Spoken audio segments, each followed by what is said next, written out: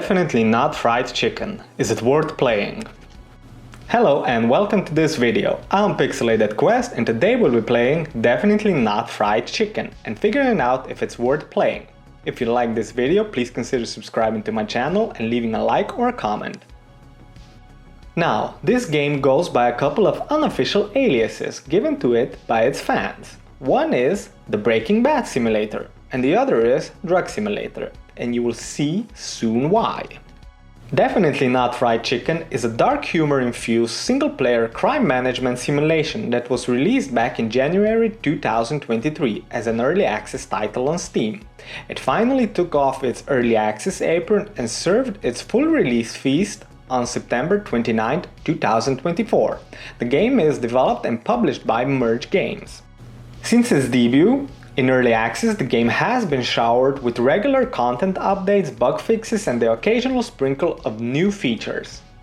At the time of this recording, there are currently 40 players in the game, with a 24-hour peak of 62 concurrent players, and with an all-time high of 789 concurrent players in the game on the original release day on January 16, 2023. Now, these numbers might not be soaring through the gaming stratosphere, but personally I believe they don't justify the game's actual appeal, as this is a really fun game to play, and if you watched Breaking Bad, then even more so. Now, I was able to find one very and somewhat unique bug or an anomaly that normally any other game doesn't have, but keep this in mind for the end of this video. Now grab your gaming napkins and let's start. The game describes itself as a business management simulator with a twist, set in the 80s, challenging players to grow a drug trade alongside legitimate fronts, which sums up the game pretty well, I think.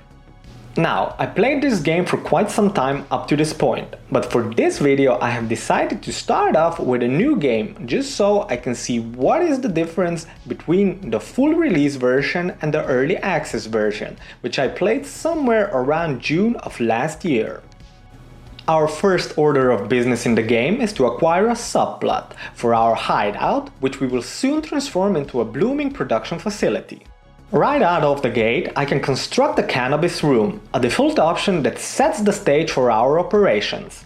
However, unlocking other possibilities requires research. As the player, you will accumulate research points by delivering drugs to the university. This unlocks a variety of items, enhancing plant growth or introducing new substances like meth and cocaine to the game. Now, let's not forget the scrapyard, a hub where we can exchange our hard-earned drugs for points. These points, in turn, fuel upgrades for our transportation vehicles, ensuring faster operations and bigger profits. And finally, there's the gun range. Here, we unlock firearms for our guards and various traps that we can place when the police attempts to raid our production facility. For now, I'll focus on building my facility in a way that will produce good quality cannabis and be able to transport it to my laundromat business. In addition to the production room, we also need to build staff rooms, the kitchen, sleeping quarters, and restrooms for people working in the production facility, and of course a packaging room.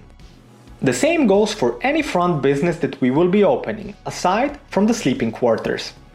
Once we have our small little production line ready, we go to hire a few workers, assign them roles, along with an engineer that will fix any items breaking and a cleaner. All three types are essential, otherwise, without a worker, production does not start, without an engineer, the things that break don't get repaired and production cycles might stop, and without a cleaner, employees start to vomit all over the place.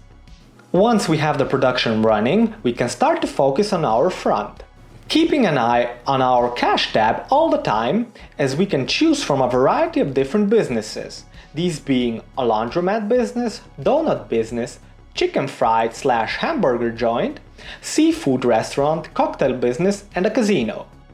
The last two options were enabled with the full release. We purchase a license for the laundromat business, buy a plot of land where we can build our business on, and set the business type to laundromat. Now, we set our laundromat so it will fit everything along with the storage room where we will store the stash that will be transported to this business and later sold on to customers. I usually like to position the storage room very close to the entrance so that the employees that will handle the carrying have a short way to walk, which can be beneficial if you have a complex route system with too few trucks. After setting up our laundromat business, we hire a few employees and set their task requirements, cashier or delivery type in this case. Once we have opened our laundromat, we just have to dispatch our delivery vehicle from our production facility to our laundromat. If you have a lot of businesses and a lot of vehicles, this can get a bit complicated, but the game manages not to overwhelm the players with information and tasks. Every now and then, I like to check if the deliveries from the production facility are actually being carried out. Every so often, events unfold in the game, triggered by either the police or the mayor. In this particular case, the mayor sees us as a potential threat to his own operation and sends a few goons to shoot our employees and destroy our production. Dealing with these events can be a tad annoying, so I strategically place traps and equip my employees with firearms.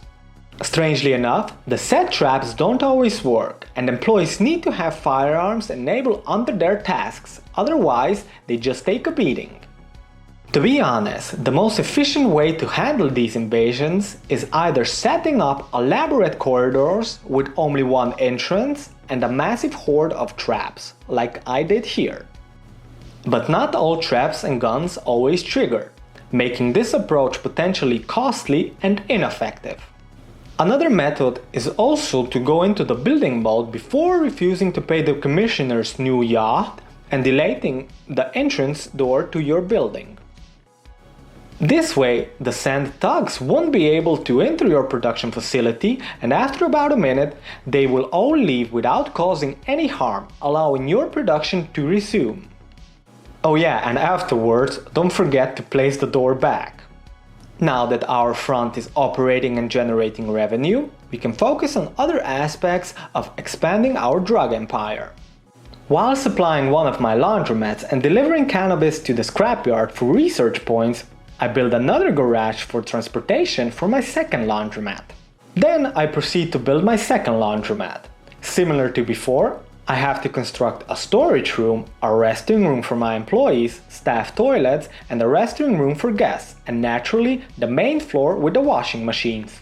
A quick check on our progress with the research points for the garage with the pickup truck shows that we have enough points to unlock this upgrade. Next, I simply wait for the existing and dispatched bikes to return to the garage, delete the old garages and replace them with the new garages with the pickup trucks. This allows me to transport 8 packages per garage to my fronts instead of only 1 package per garage with the bikes as I was doing until now. At this point, profits should increase, but it also means we have to manufacture more products. Now, I have to wait until we have $11,000 in order to buy another subplot for our production facility and expand. Oh yeah, and another fun technique for dealing with invasions is also this. Look how I place the kitchen, toilets and the restroom for employees on the other side. See what happens. The thugs always run into this part of the facility, never to the left part, shoot up a few objects placed there and leave. This happens every time, so now you have 3 options of dealing with these pesky invasions by the police. Back to our game, I purchase another subplot and expand my cannabis production. Additionally, to meet the growing demands, I hire new workers considering I have now 3 pickup trucks, each capable of carrying 8 packages of drugs. With my storage racks empty, all my energy must focus on ramping up production at this point. After a while, I get back on track and the racks start to fill up and the money begins to flow in. Now, because I haven't played the game after the full release, I haven't built a casino yet. So I decide to fire up one of my old save files and construct my first casino, just so I can see how it operates. The process of building a casino is pretty much the same as any other building in the game, with the addition of a private lounge of some sort. Creating the building and setting up the employees, everything already seen and known from before the full release. But to my surprise, I noticed that the casino is making a lot of money, and note that I am not selling any products in the casino aside from the casino as a service. Hence, the casino is kind of a money glitch.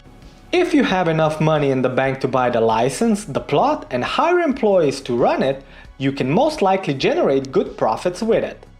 Definitely Not Fried Chicken is a game that provides a unique gaming experience, allowing players to step into the shoes of both Walter White and Gus Fring. It's a thrilling journey managing every aspect of a drug empire, from production stages to distribution and sales. Now, at the beginning of this video, I mentioned I noticed something that I haven't in other games. You see, Definitely Not Fried Chicken lacks a button for returning to the main menu directly from the game scene. If you're playing the game and for whatever reason want to return to the main menu to load a previously saved file, for example, your only option is to exit and close the game before starting a new one. This quirk is likely due to the fact that the game is built in Unity, where the handling of data in different game scenes can be a bit challenging. Simply loading the data out is not enough when transitioning from one game scene to another, as accumulated data stays in the scripts as long as the game is running, such as integer values, floats, and similar variables. Typically in other games, a manual cleanup function is called to overwrite all states, including values altered during the playtime, when transitioning back to the main menu scene. For instance, if a player has $1,000 in the game, the cleanup function would reset the money to $0, ensuring a fresh start in a new game without needing to close the game first. It seems that the developers here may have faced challenges in identifying all values written into during the gameplay. For safety reasons, without spoiling the game for anyone, they opted for the secure option, forcing the player to exit the game instead of performing a manual cleanup of data. While not a major issue, it's worth noting that this is a unique aspect of Definitely Not Fried Chicken. Now for some reviews. Hello, and welcome to the Los Pollos Hermanos. My name is Gustavo, but you can call me Gus. I hate the police so much. Please God, fix the bribery mechanism. He shows up and takes a lot of money. If you refuse too many times, he starts sending the police that you could never keep up with, destroys everything, gets you into debt, and then asks for more money. It's a cycle that drives the game into the ground.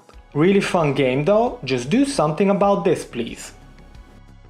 Start my employees, let them sully themselves, and had them get sick and throw up until they die in my parking lot. 10 out of 10 would mistreat employees again to make a few more bucks while running a drug empire. I'm retarded, so it took me a little while to understand what I'm supposed to do. So, should you play Definitely Not Fried Chicken? Do you like drugs, fast food, casinos, and delivering cannabis to a university to unlock more profitable drug operations? If so, then Definitely Not Fried Chicken will surely live up to your expectations. In the words of one reviewer of Definitely Not Fried Chicken, chicken nuggets and crack cocaine. Thank you for watching this video, and if you enjoyed, please consider subscribing to my channel and leaving a like or a comment. This would help me make more such videos and grow my channel. Have a wonderful day!